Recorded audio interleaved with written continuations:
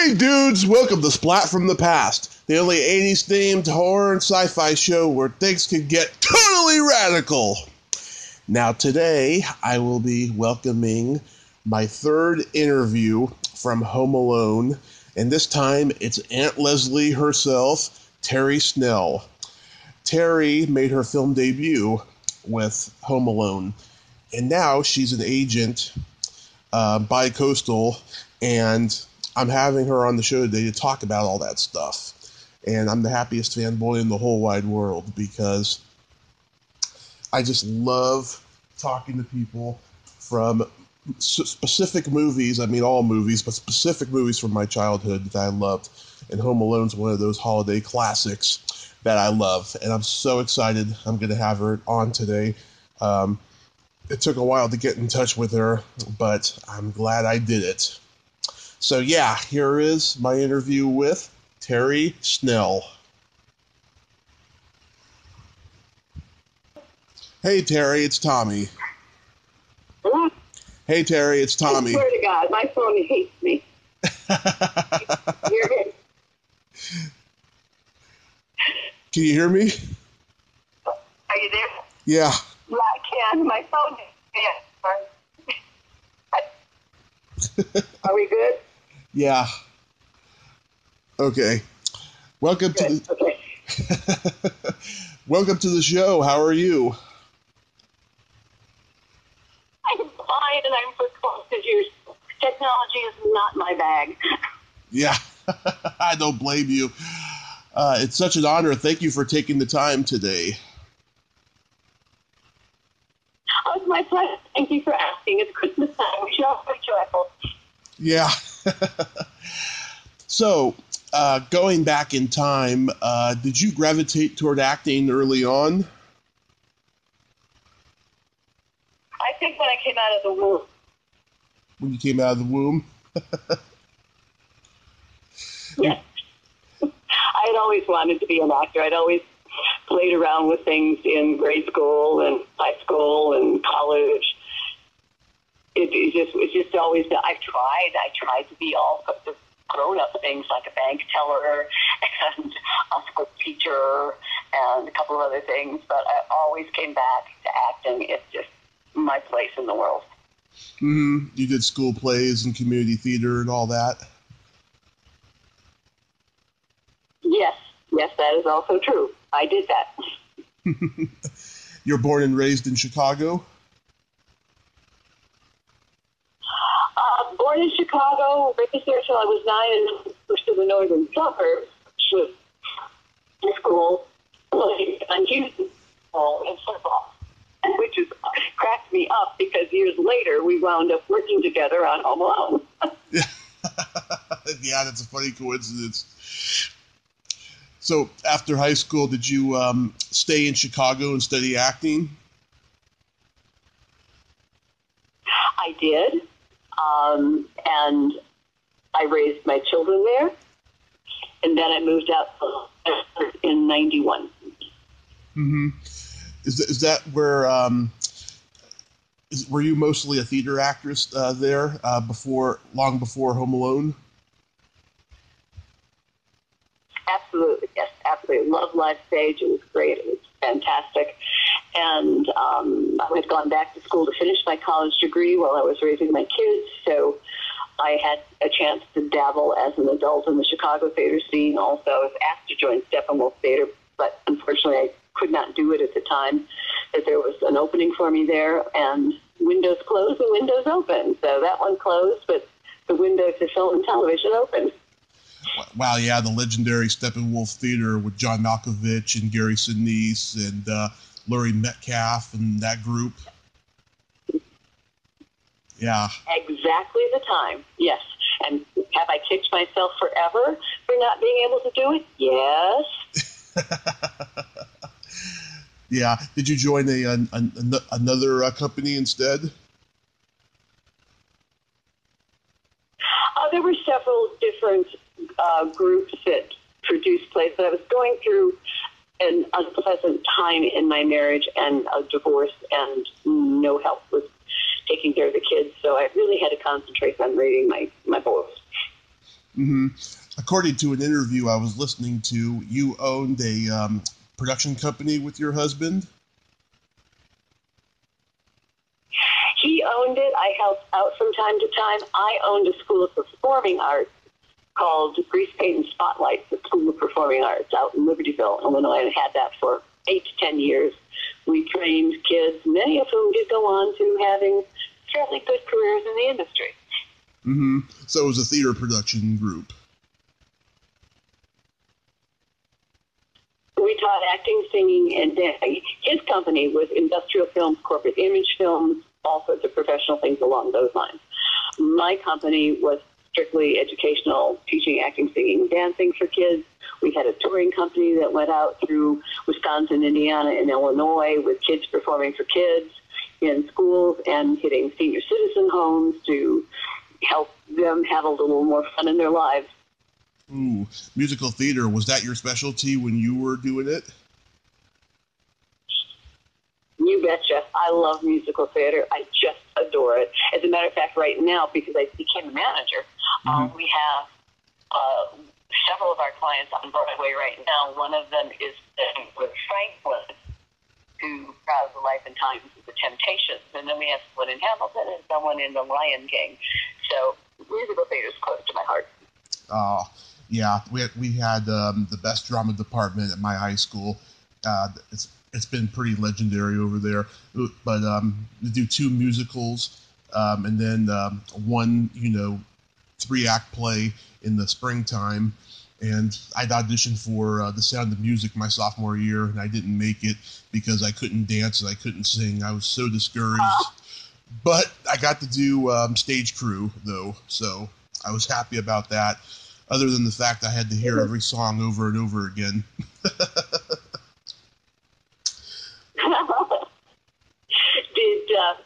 What high school did you go to? San Mateo High School in San Mateo, California. Yes, I actually had a college roommate from San Mateo many, many years ago. Yeah, the same high school as Dennis Haysbert and Alicia Silverstone and Barry Bostwick. A lot of famous people went there. But very good. But so why did your company disband? I think it was God stirring the pot for me. It was time to move on. The place that I had my studio was purchased by another company who immediately doubled the rent on my space, which was just not usable. I went to charity. We needed to make some money. So I closed it down. And at the same time, I had been reaching out for our students to have workshops on the weekends with agents out of Chicago and photographers out of Chicago. Mm-hmm. One of the agents that came out to do that came to me and said, "So, it's time for you to get back into the industry." And I said to him, "Hey, when I was doing it professionally, I was this young, beautiful, skinny young person. I am now a matronly, portly woman. What are you talking about?" And he said, "Character actors will live forever. Come down and step this," which I led me along the path. Mm-hmm. Before Home Alone, though? Were you ever like a background person in movies that were shot in Chicago? Actually, yes and no. And here's my answer to that. Mm-hmm. I've gone back to college to finish my degree. I graduated 20 years from the date I should have graduated from my BA. And everything has been with an emphasis in English theater arts. I wanted to know how the film industry worked. I already had my SAG card by then, but there was a Holzer Roach background cast at the time. And I called them and I said, "Look, I've got my SAG card. I've got my degree. I'm not going back to school to take film classes. I'd like to do some background work. I don't want to be part of hundreds of people. I just want to be on set to see what goes on and how it's handled. Will you work with me on that?" And they did. And I wound up being part of what we laughingly call the lawn fawns on She's Having a Baby with Elizabeth McGovern and Kevin Bacon. Right. We worked for like 6 or 8 doing choreography and dancing as well. And so at a higher rate, and it was a great experience. So that led to John Hughes knowing me because that was one of his films, and he brought me in for the audition for Home Alone nationwide. The casting directors out of LA, they interviewed me and auditioned me. The first time they said, "You're going to get a call back. We're going to see you in the first part of the year. Keep your calendar open." So that's kind of how it all fell together. Wow, that's amazing. That's something you don't really hear anymore, you know? Wow. True, absolutely true. Now, if you have a great YouTube rating, you're going to get a job, even if you can't act. I know. God, I know. That's so terrible. Wow. Yeah, my parents... It's just tasteful. Yeah. My parents took me to see the movie the weekend before Christmas in 1990 because we wanted to see what the excitement was about because it was #1 for like 6 weeks up to that point. And, oh my God, it was just... Yes, it was. Yeah. We were just laughing out loud. I remember it was one of the funniest movies we had ever seen up to that point. And I remember it was unique in its way. Mm-hmm. It was very unique. And I remember the biggest laugh in the theater. I was only 7 at the time. I didn't get the joke at the time, but the biggest laugh was when Joe Pesci and Daniel Stern are on the other treehouse or whatever, or out throughout the window, and Joe Pesci's like, "Where'd the kid go?" And Daniel Stern says, "Maybe he committed suicide." And it got a huge laugh in the theater, and I didn't get it. The only other time I had heard suicide was the NXS song "Suicide Blonde," which came out around that same time. Yeah, it was pretty funny. That's great. Yeah. What was it, a fun shoot? It was a fun shoot. I didn't enjoy it as much as I would love to have because I was going through a relatively bumpy divorce at the time. So my concentration and my enjoyment, because my mind was also doing it was great. Mm-hmm. Terry, you're starting to break up. Dog on set with me. Oh, I'm sorry. It's my cell phone not being fun. Is this any better? Yeah. Okay, I moved around to get a better signal. Yeah, I found that when people stay still, that's when I can hear them. Good. Okay. You were saying you were going through a hard time at the time? Yes, I was going through a divorce at that time, and my mind was kind of dealing with that, trying to be present on set. Mm-hmm. But I had a great time there. Joe Pesci was just a hoot. He brought his dog with him who loved to dive for golf balls in swimming pools. There was a guy for the dog. Mm-hmm.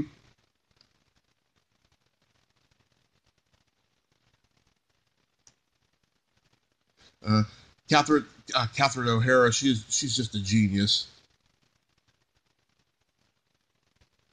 Yes, and she and John Candy just were terrific together. They all came from the same Second City group.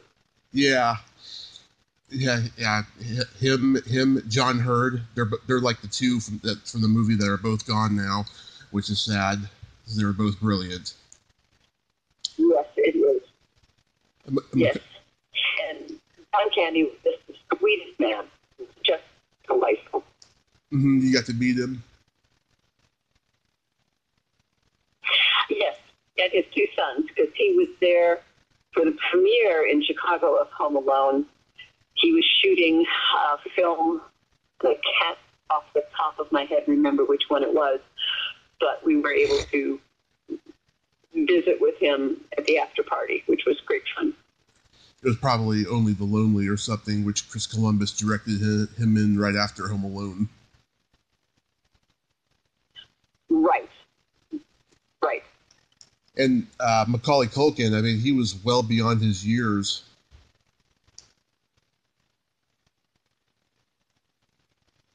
And I've interviewed. What? What was that? Yeah, he was quite the child, and he and his brother were on set. Because Kieran Culkin played one of my children. Right. And he was the brother of Macaulay. Yeah, I've interviewed two other people from the movie. Tracy Connor, who played the supermarket clerk, and Sandra Macat, who was the wife of the director of photography, who played the elf who directs him. And they both told me, yeah, he was like a 40-year-old in a 10-year-old's body. He was just really good at what he was doing. Absolutely. How are all the kids on the movie in general? Actually, they all behaved really, really well. They were just little kids, of course, and lots of energy, but they were studious. They knew what they were there to do, and they also knew how to play when it was off time. It was delightful. It was really quite fun. Mm-hmm. Yeah, I reached out to Senta Meakin, who played Tracy, and she was busy this year to do an interview. She might be able to next year, but she told me to tell you she says hi. She was my oldest daughter in that film. Yeah. In touch. Yeah. Yeah, some people didn't like the second one as much as the first, but I do. I think it's very funny. How was that shoot? For me, it was a lot more fun because by that time I had finished with my divorce. I had relocated from Chicago to Los Angeles and was in a much, much better frame of mind to do anything. So we went back to Chicago to film some of it, and it was great because I could visit with old friends, and it was just a wonderful, wonderful time. Really, really enjoyed it. Yeah, I like Kevin's relationship with the pigeon lady. I'm sorry? I'm sorry, say again? I like Kevin's relationship with the I like Kevin's relationship with the pigeon lady. That was so beautiful. And in both Home Alone 1 and Home Alone 2, there are those two magnificently tender moments. In Home Alone 1, when he's sitting in the church with the old man and talking about forgiveness, getting back together with his family. And then in Home Alone 2, speaking with the pigeon lady about friendship and always caring and always remembering. Those were two absolutely beautiful moments. Yeah, those were just tender moments, because with all this absurdity and comedy going on, there needed to be some poignancy in parts of both movies, and those were the best ways to do it, I think. How was absolutely. How was Jerry Bammon, who played your husband, Uncle Frank?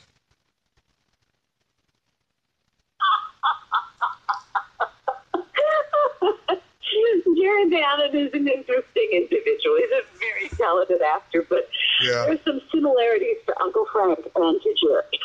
Really? He's a curmudgeon? He definitely could be a curmudgeon. Yes, he could. Yeah. Uncle Frank is so mean to Kevin, though. He's not got a picture, but he could be a curmudgeon. And when he did the shower scene, the cool jerk shower scene, it was just hysterical because they brought in his costume on a coat hanger, which was basically a see-through jockstrap. He said, "Okay, that's what I'm wearing." Frank and Leslie are the embodiment of opposites do attract,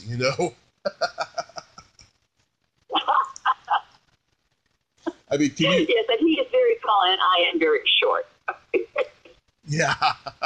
Can you imagine what? Like Jack Splat and his wife.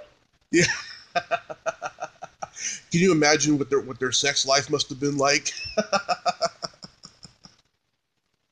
Well, they lost their kids, so something was going on. Yeah.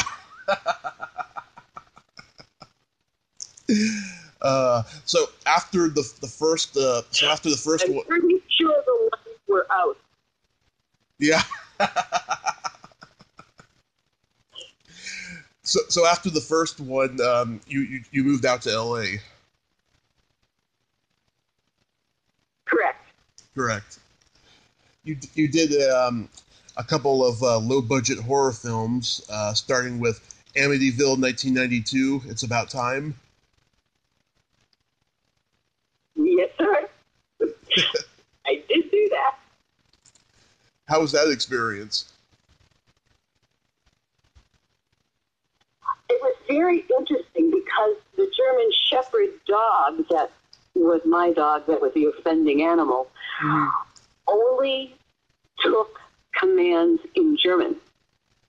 Wow. But he was very aware of bodily movements, so you had to be very Careful.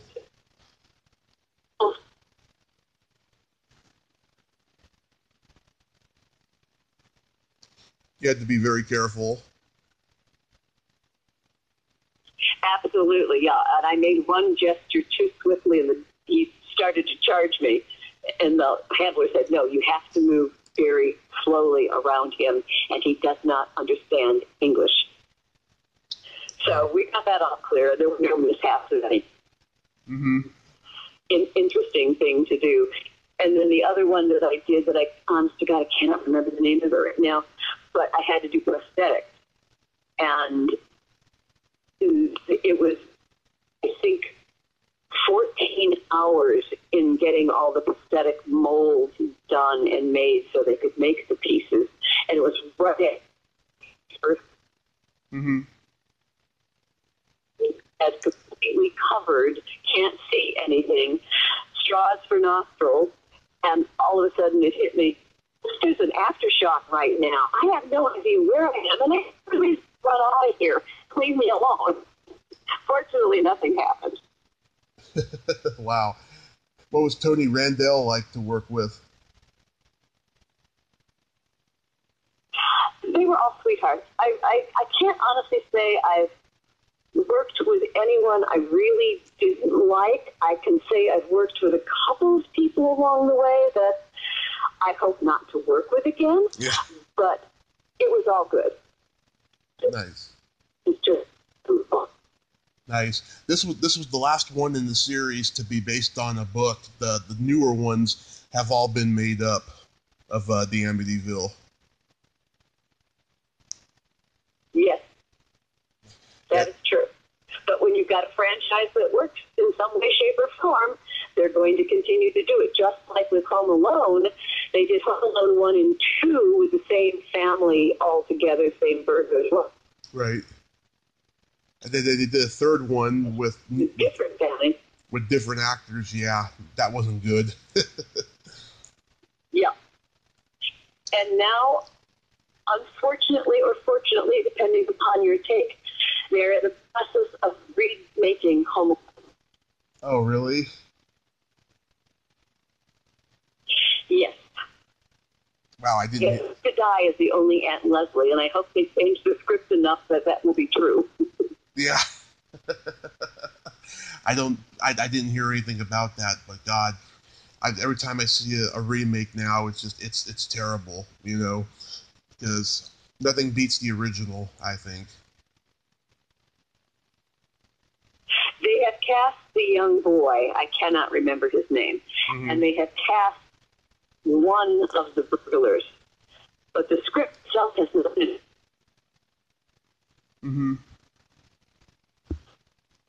To getting this. I'm sorry? There's no script for it yet. It's now being written after and the one burglar. Wow.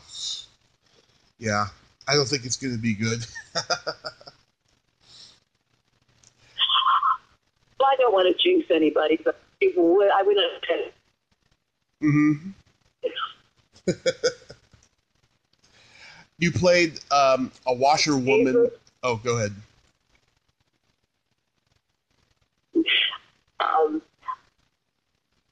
I'm sorry, it went out of my mind. You said something about a washerwoman? You played a washerwoman in Scanner Cop 2. That's the one I couldn't remember the title of, yes. Mm-hmm. And that's the one that had all the prosthetics, because I had to do a meltdown. Mm-hmm. Yeah, was that a lot of fun to have all that makeup? It was quite fun. Yeah. How long did it take? Say again? How long did it take to apply the makeup? Once they had the mold of my head and could make parts that they needed to make, it took 4 hours in a chair to put all the parts on, mm-hmm. and it took another 2 to 2.5 hours to take it off at the end. Wow. That must be frustrating. It's an exercise in patience. For anyone who has to do prosthetic work, it is exercise in patience. Yeah. I can be very patient, but I can also be very impatient depending on the circumstance. I get bored very easily. And then you got to work with Rob Reiner on Rumor Has It. Yes. Mm-hmm. Great time. It was a very big political. It was very interesting to hear him expound his thoughts on set, which he did very generously. I'm sure. He takes after his father. His father's like 97, and he's still posting political stuff on Twitter.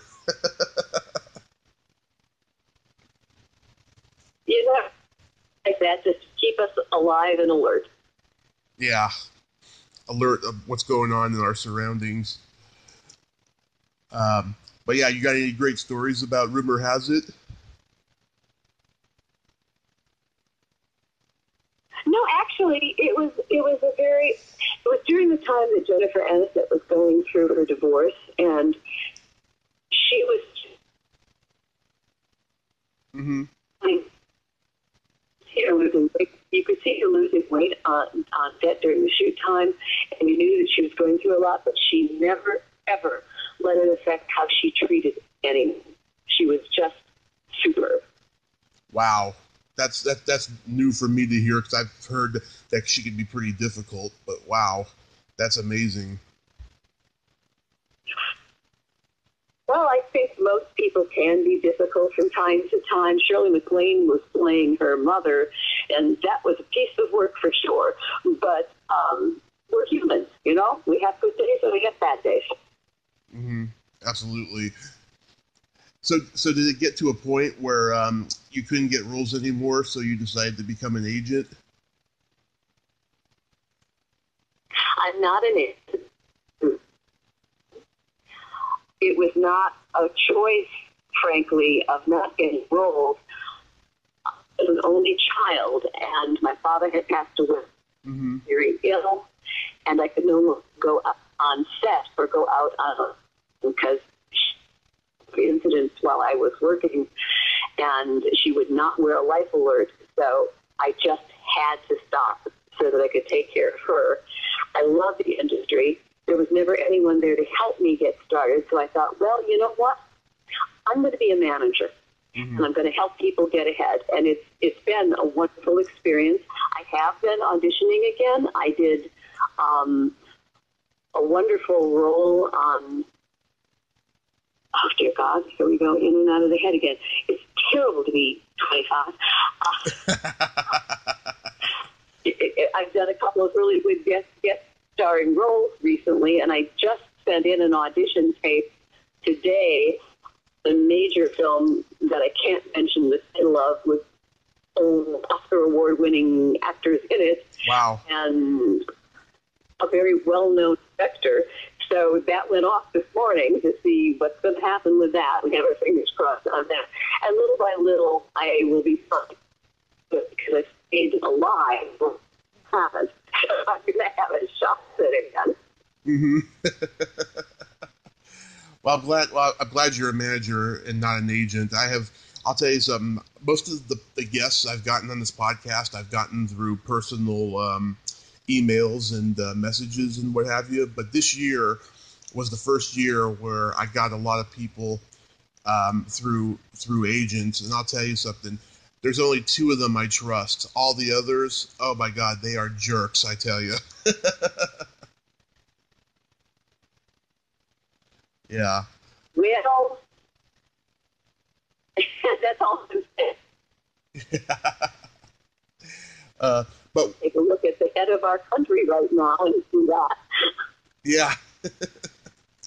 Is there anything about being a manager that you like? And interestingly enough, I'm sorry. I met on Cameo. Mm-hmm. So I got an email from somebody the other day saying that we now have an impeached cast member from Home Alone 2. That's brilliant. Yeah. Is there anything about being a manager that you like more than acting? The relationship as a manager working on behalf of my clients is a very different setup than with a cast going in auditioning for them project.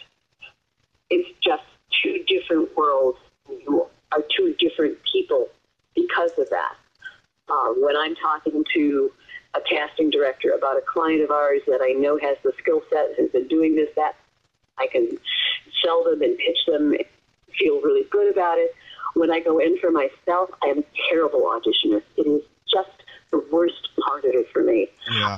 And I tend to withhold. So I can be more natural in myself. When I'm doing it on behalf of my client, I tend to be a little bit of a shrinking violet for myself. Yeah, everybody I've talked to doesn't like to audition. They just say it's the worst, and, just because you're a certain way when you audition doesn't mean you'll be that way when you're on the set, too, that I've heard from a lot of people.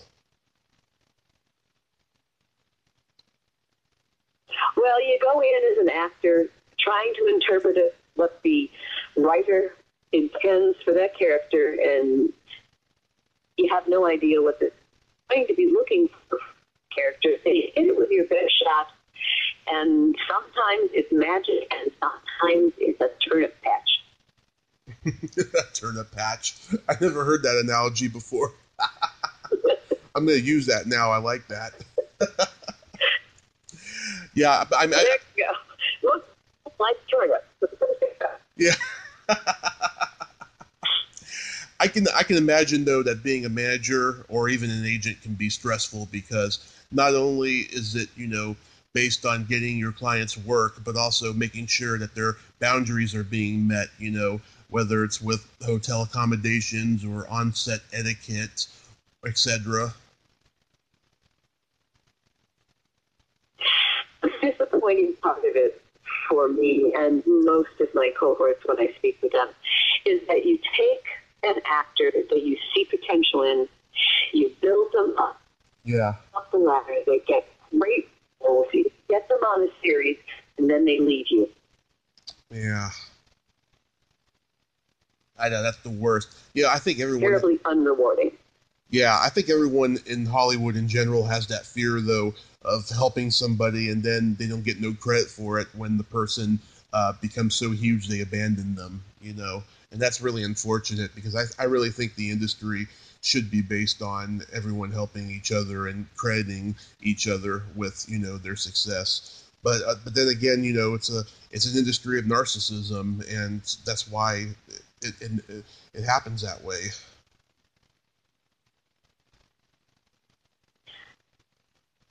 leader, but that too. So it's the moral fiber and core of each person and how they interact with the world and with their career. And humility and being humble are two very lovely attributes to develop. Right. Graceful in your work. And might I say, you have those two attributes, Terrie. Oh, thank you. I try. I really, really try to be an example of that, because learn to be early when you be nice. Makes sense. Yeah, I mean, good things, happen to people who are nice. Terrible things can happen too, especially if the other person sees being nice as a weakness, but you always hope that it won't be mistaken for a weakness, that it'll be mistaken for, a strength. Quickly, there's a game that I like to play with my guests, and what it is it's a fun little game of silly slumber party questions.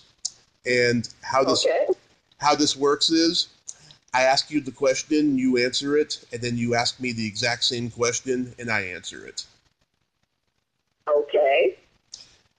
Terrie, are you ticklish? On my toes, yes. Same here. So, are you ticklish? There you go. I am baby ticklish, yes. What's your favorite part of the body? The smile. Oh, What is your favorite part of the body? the belly button. Yeah. I contemplate mine every day. What color are your toenails painted? At the moment, red and green. What color are your toenails painted? They're not colored right now, but last time they were purple with sparkles. Ah, great. Yeah, I don't really do it in the wintertime, though I should, because those are Christmas colors, red and green. You betcha. And my favorite question, is there a stinky smell that just makes you gag? Oh, wow. Of course, baby diapers. Oh. Is there a stinky smell that makes you gag? Yeah, either farts or feet. And do you like jokes, Terrie? I like some jokes tremendously, and I'm loving the whole series, Mrs. Maisel, because of the whole stand-up joke comedy thing. Having come out of Second City, I truly appreciate humor. Yeah, I have a couple jokes. Everybody knows the old nursery rhyme. There's an old woman who lived in a shoe. She had so many kids she didn't know what to do. What did her right leg say to her left leg? Stay together? Nothing. They never met.